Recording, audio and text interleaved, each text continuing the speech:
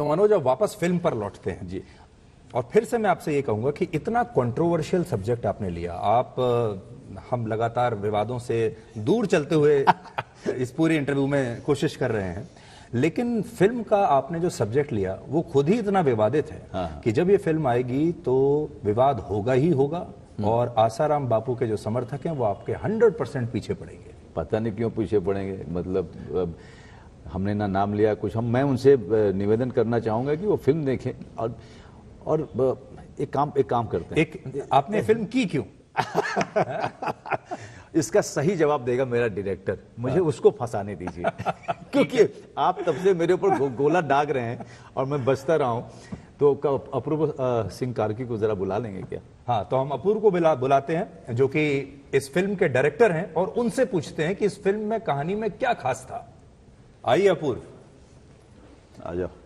अपूर्व, आपका बहुत बहुत स्वागत है। Thank you sir. और आप ही की फिल्म के बारे में चर्चा चल रही थी, तो भाई आपने जो बंदा है वो तो बहुत स्ट्रांग लिया है, सिर्फ एक बंदा काफी है, लेकिन वो इतना विवादित सब्जेक्ट आपने जो लिया जी, ऐसा क्यों? आपको पता था कि इतना विवाद होगा इस पर? एक्चुअली देखिए, प्रोड्यूसर्स के पास एक कहानी थी, उनके पास पीसी सोलंकी जिनके किरदार पे एक कहानी बनी हुई है, उनके लाइफ टाइम राइट्स थे। जब मेरे को कहानी सुनाई तो मेरे को जो सबसे इम्पोर्टेंट इसमें लगा इस कहानी में वो था एक माइनर सेफ्टी का इशू। और क्योंकि मैं बहुत प्रभावित भी हुआ था उससे, हमने कई सारी कहानियां सुनी भी हैं, और मुझे लगता है कि वो एक ऐसा इशू है जो हमको बताना चाहिए। It is the need of the hour. Minor safety की हम बहुत ज़्यादा बात नहीं करते। तो जब मैं उस टॉपिक से इतना अटैच हो गया ना, तो मैंने कहा कि मेरे को फिल्म करनी है। और मनोज सर तो ऑलरेडी इसमें थे पहले से ही फिल्म में, और इनफैक्ट मनोज सर ही मेरे को लेके आए इस कहानी में। सर, हम पहले डायरेक्टर से ये पूछते हैं कि इनमें आपने क्या खास देखा, तो इनको आपने लिया। यहाँ उल्टा है। अब मैं आपसे भाई इनमें आपने क्या देखा कि आपने इनको लिया? नहीं, अच्छा है, क्योंकि अभी कुछ देर पहले इंटरव्यू से पहले हम दोनों ही, मैं और तुम बात कर रहे थे एक लिमिटेड सीरीज 6 एपिसोड का एस्पिरेंट, जो कि TVF का है, ये साहब ने डायरेक्ट किया हुआ था, और मैंने वो देखा और मुझे लगा कि यार ये कितना बढ़िया डायरेक्टर है जिसने भी बनाया है। और जैसा कि मैं आपसे पहले भी कह रहा था कि मुझे नए डायरेक्टर के साथ काम करना है। मेरी बहुत इच्छा है कि मैं ज़्यादा से ज़्यादा नए डायरेक्टर्स के साथ काम करूं, क्योंकि समाज लगातार बहुत तेज़ी से बदल रहा है, और जो नए डायरेक्टर्स आ रहे हैं उनके कहानी कहने का ढंग बदल चुका है।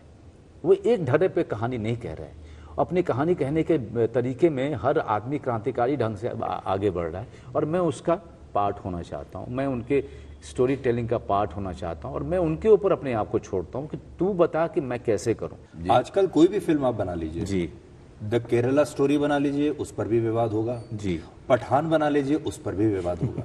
विवाद और फिल्म का तो अब चोली दामन का साथ है। और आपने जो फिल्म बनाई वो तो आसाराम बापू से लोग उसको डायरेक्टली जोड़कर देख रहे हैं, और आपकी पहली फिल्म है, तो पहली फिल्म ही, क्या आप इस विवाद के लिए तैयार हैं? देखिए, मेरे को लगता है एक अच्छे इंटेंशन के साथ मैंने फिल्म बनाई है, और जो कहानी हम कहना चाह रहे हैं अगर वो उसी तरह पहुंच जाए लोगों तक, जैसे मैं तो ये कह रहा हूँ कि जब फिल्म देखेंगे लोग तो मेरे को लगता है कि कोई भी ऑफेंस नहीं लेने वाला है, क्योंकि हमने स्पेशली ध्यान रखा है कि किसी की भी फीलिंग्स को ठेस ना पहुंचाएं। उसमें जो कैरेक्टर आपने लिया होगा, जो पीड़िता ने, जो जिसने ये अत्याचार किया जी, क्या वो कैरेक्टर आसाराम बापू से ही मिलता जुलता है या वो अलग है? नहीं, देखिए, मैं तो कह रहा हूँ वो फिल्म देखिएगा आप, उसके बाद नहीं, लेकिन जो भी है वो पब्लिक डोमेन में है, तो ट्रू इंसिडेंट से लिया गया है।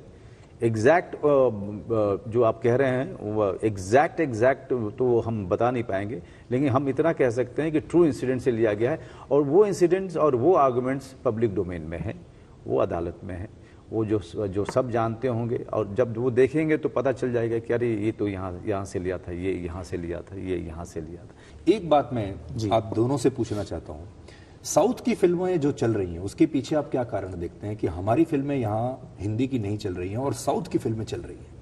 देखिए, मुझे लगता है कि मेरे को खुद भी अच्छा लगता है, लेकिन साउथ इंडिया की फिल्में बड़ी रूटेड है किरदार में, जो मुझे लगता है कि उसके हीरो को देख के लोगों को लगता है अरे यार ये तो हमारी गली से निकला हुआ हीरो है।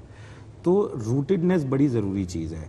जैसे आप लोग कुछ देर पहले भी बात कर रहे थे कि हेलीकॉप्टर से उतरना हीरोइज्म नहीं है आजकल के टाइम पे। आजकल के टाइम लोग कह रहे हैं कि यार हमारे जगह से जो निकल के हीरो बनाए ना उसकी कहानी दिखाओ, बस से उतरो, बस से उतरो। तब मैं आपको मानूंगा कि आप ट्रेन से उतरो। Yes correct. तो मेरे को लगता है वो बड़ा रीजन है सर साउथ इंडियन सिनेमा में। और इनफैक्ट अगर आप OTT वर्ल्ड देखें तो बहुत सारी ऐसी कहानियां हैं, डायरेक्टर्स हैं जो उस तरह की कहानी कह रहे हैं, क्रिएटर्स हैं। बिल्कुल बिल्कुल। आखिरी सवाल मनोज मेरा ये है कि आप साहित्य से इतने जुड़े हुए हैं जी, और आप हर रोज कोई ना कोई कविता सोचते हैं, कहते हैं जी। तो हमारे दर्शकों के लिए आप कोई, इस फिल्म में भी कोई कविता है?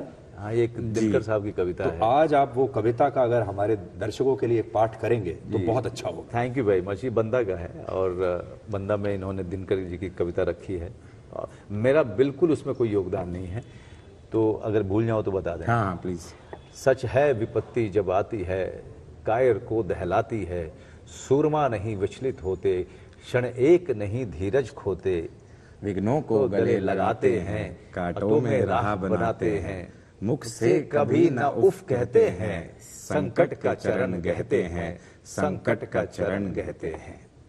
आजकल जब सस्ते गाने चारों तरफ सुनने को मिलते हैं जी, वैसे में इस तरह की जब कविता किसी फिल्म में मिलेगी तो बिल्कुल आप, ऐसा लगता है जैसे बिल्कुल गंगोत्री की एक धारा से आप क्या हमें बात वहाँ लेकर जा रहे हैं। मतलब there is so much of purity in this. जी, जी। और मैं आप दोनों को ये बधाई देना चाहता हूँ कि आज के जमाने में जब कुछ भी गाना चलता है, कैसा भी, कुछ भी, उल्टा सीधा, ऐसे समय में भी आप इतना अच्छा साहित्य, इतनी अच्छी कविता अपनी फिल्म में लेकर आ रहे हैं। Thank you. आपका बहुत बहुत शुक्रिया Manoj. Thank you thank very you much, so Sudhir. Much. Thank my you. Best wishes. Thank you. Thank you.